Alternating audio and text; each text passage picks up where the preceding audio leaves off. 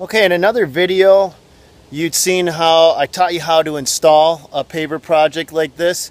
In this one, we're going to actually do some whiteboard lessons. I'm going to teach you how to bid and estimate doing a project like this. Now, this one isn't really a very normal paver patio. In the video on how to install them, if you'll see, we came into this site, we had 8, maybe 10 inches of standing water that we had to pump out. Then we had to do a minor soil correction. We're going to do a little trick. That trick I'm going to show you right now. We're putting road base fabric, and then we deepen the base material itself. So what you see here is class 5, about 10 inches thick. And then we had to bridge it, bringing in rock, putting fabric down. I'm going to teach you how to estimate all of that today. So go back to the other video if you want to learn how to install it.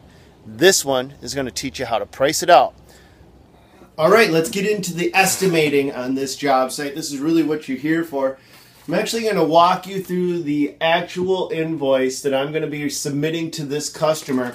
And there's a few things I want to point out. The numbers that I'm going to give you for Paver Patio estimating how much to charge, they're only applicable to Minneapolis, Minnesota. This part of the country, our prices are so jacked up in comparison to other parts of the country. What I want you to do is I want you to understand where the prices come from, how you can manipulate them for your area, because what it all boils down to is about being competitive. And a good example is in this neck of the woods right now, labor is so scarce that just to get an okay person, I got to pay $20 an hour, and I got to promise to bake them cookies every day. So it's really maybe not the same as what you're experiencing where you're at. Now, for pavers themselves, I want to break this down. This was a residential site, not a commercial site. The pricing I'm going to give you will not work for a commercial site. If you bid the way I'm going to tell you how to bid on a commercial site, you will probably never get the job. Commercial sites have a very specific way of bidding, and I'll cover that in a future video, but for today, it's residential only. You've seen the project. It wasn't a very big project. Came out to be 344.5 square feet or something like that. Now, the first thing I'm going to tell you is market price prevails. Okay? Take that into your head. In the Twin Cities metropolitan area, the average price is going for $18 to $23 per square foot. That's just where the market price is. Okay? If you charge under that, you're just giving your work away for free. If you charge over $23 a square foot, you're not going to be getting as much work because your competition is going to be coming somewhere between 18 and 23. The important point is for you to find out what the market price is in your area, because that's going to really be the starting point to dictate where all of your estimates, you know, they must fall. Get that range, okay? Now, I want to veer a little bit away from that because I'm thinking of it at the moment. I want to teach you how to measure these sites, because measuring the site is something that almost every contractor screws up on. They go out and they take a tape measure before the job and they measure how big the area is, and then they take a tape measure after the job and measure how big the area is. And let me show you why you don't want to do that.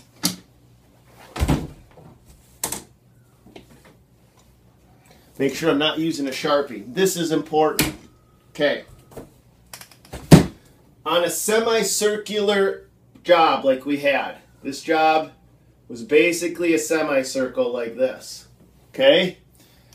What I do is I break all of my jobs down into squares. So when I'm measuring the job, I measure squares because I'm not bright enough to figure out the radius of a semicircle at a 33-degree angle when I'm out in the field. But I am bright enough to go, hey, one side times another side will give me how many square feet is in that area. Okay, so if I measure a square at 5 by 3, I know this square has 15 square feet in it. And then if I just say, hey, you know what, I got some oversizing, I'll cut that down to maybe 9 or 7. I just kind of guesstimate at that point, because for the initial measurement, I don't care how, I don't have to be accurate, okay? I got to get close. I don't have to be accurate. So I go through and I measure squares in the entire project. But this will kill you at the end of the job. You don't want to measure squares at the end. So to get you a deeper understanding, when I'm first meeting the customer and I got to figure out how many square feet this guy has in his job, what I do is I break his job down into squares. And in this case, we got 1, 2, 3, 4 squares. Each square has, 15, 15, and we'll say 9 and 9. This one's 9, this one's 9. So 39, 48 square feet would be this project. This is just an example, okay? Just an example. At the end of the job, if I go out now, the customer is paying $20 a square foot. They're going to want to know exactly how many square feet are on this job site. They're going to want to know to the degree, because it's costing them $20 per square foot. So you have an obligation to get this number right at the end of the job. Now, I hope I'm not getting too confusing for you. If I am, email me and I'll clarify it. At the beginning of the job, I get a close number so I can give them an estimate. At the end of the job, what I do, instead of remeasuring, because this is where you guys will get screwed, let's say this is the end of the job, and I got my same semicircle, and I measure. What happens is I'm not measuring this area right here, and rightfully so, because there's no patio there, but to create these semicircular cuts, I have to cut all these pavers, I have to cut all these blocks, and I throw them away, and they're no longer on the site. You can no longer measure them. I still had to purchase them as a contractor. I still had to deliver them to the site. I still had to cut them. And then I had to go and physically throw the remaining portion away, and they're not there to be measured. Okay? So how do you overcome that? You get the supplier, whoever your supplier is, to keep track. And I know you're going, what? No. The supplier is going to charge you for the materials. You have a bill to pay. When you purchase those pavers, you have a bill to pay. What you ask the supplier to do is to break that bill down into how many square feet you purchased and then how much it costs you per square foot. That is going to be the most accurate, because when you do your returns, you're going to return the whole pavers. So you'll have maybe 5 or 6 left over, imagine, on a job site. You're going to return those and give those back to the supplier, and he's going to subtract that out of your invoice. You're not going to return the cuts, okay? Those are going to be thrown away. But to the supplier, you still bought those cuts. So that's still on your invoice from the supplier. So you can't do a site measurement at the end of the job, because it doesn't take into consideration each and every brick that you had to cut and throw away. But the spreadsheet from the supplier will. Make sure you're not shorting yourself on that end of it. Now, let's get a little bit more into the pricing itself and how you break each component down. Now, we started out by saying market price prevails, and that is the truth, okay?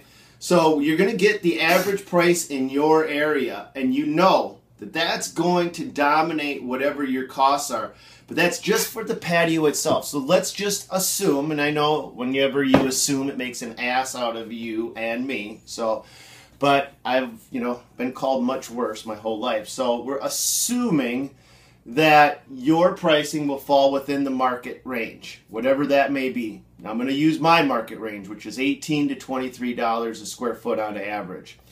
On this exact job, I charged him $19.70 per square foot. The reason I charged him $19.70 per square foot is, first, because it falls about dead even in my market range, a little bit on the lower end, and we did more work, okay? Not very scientific there, right? But when I'm looking at 18, it wasn't a very big job, so if it was like a 500 to 1,000 square feet, I would charge him less. And if it was a smaller job, I would charge him a little bit more. So I look at the size of the job itself and go, okay, about the size of this job, big jobs, I can charge less. I want this job. I got a bigger field to put in, you know, things like that, smaller jobs.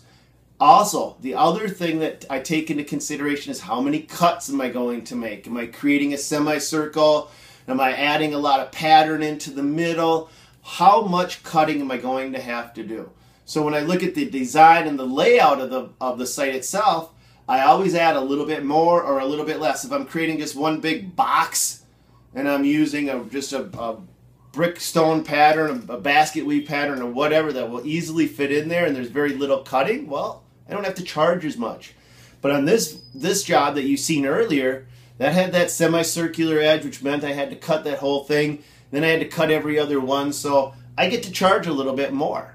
So if the customer asks me where my price comes into play, I have actual validation. I have an actual reason which will justify how much I can charge the customer. Okay? You got to go into these things knowing ahead of time where your end game is going to be. On that job, we installed 10 inches of base material. This is where we're going to get scientific. This is where we're going to break a formula down for you because there's no guesswork to that, all right? 6 inches is where the industry standard is, right? Some people may say 4. I always say it's at least 6. If you're adding more than that, then you're taking money out of your back pocket because you can charge for extra base material above and beyond 6 inches when it's needed. On this job site, it was needed. We installed 10 inches of base. What we do is I have a formula because I get this call all the time. I get the phone call, hey, can you come out and just prep the base for me? I want to lay my own pavers. Well, that's freaking annoying. I'm sure you guys as contractors have gotten that call. I just took the annoyance out of it and I created a formula that works, that puts money in my pocket, and I'm going to share that with you. The formula is on a job where I'm just going out and prepping the base, doing nothing else. I'm not installing any brickstone paver patios. I'm not doing anything else. The formula is $1 per square foot per inch. Okay?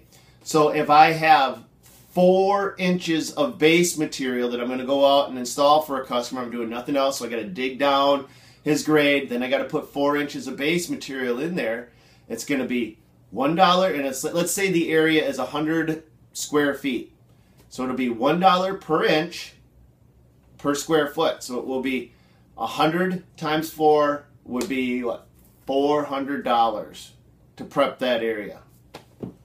I'm going to double check that math and get back to you on that one.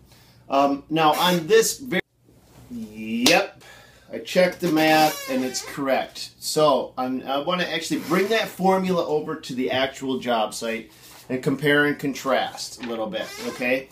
Now, if I was going to prep this job site, this patio that I installed was 344 square feet.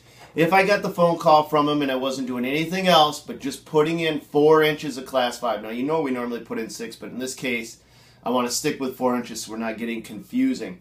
If I was just putting 4 inches of class 5 in for him and nothing else, not installing a patio or nothing, I would be charging 344 times 4 because I'm putting 4 inches in, okay?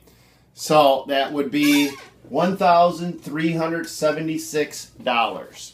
That's what I would charge them. Let's say I was going to put 6 inches of base material in. So then it would be the size of the patio, 344 square feet times 6. And that gives me $2,064. And a lot of you are going, oh my God, you can't get those prices. Yes, I do. Yes, I do. But I'm in Minneapolis, Minnesota. You know the prices are jacked up around here. Now, on this exact job site, you saw the filter fabric and you saw the 10 inches of base. 6 inches came with the patio. 4 inches were extra, okay? So now on my invoice to the customer, I have an actual line item for doing that work, and that was $688. And this is how I came up with it.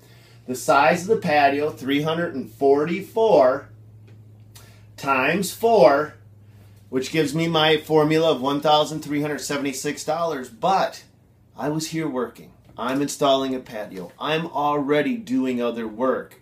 So I'm going to cut that price down to half. Okay? That's going to cover my expense. That's going to cover my material. That's going to cover my labor. That's going to give the customer a little bit of a price break. I'm not here to gouge them. Just because I'm on site doesn't mean I'm going to gouge my customer for extra work, but I'm not going to give it away. That is still a decent price to my company, but still fair price to the customer.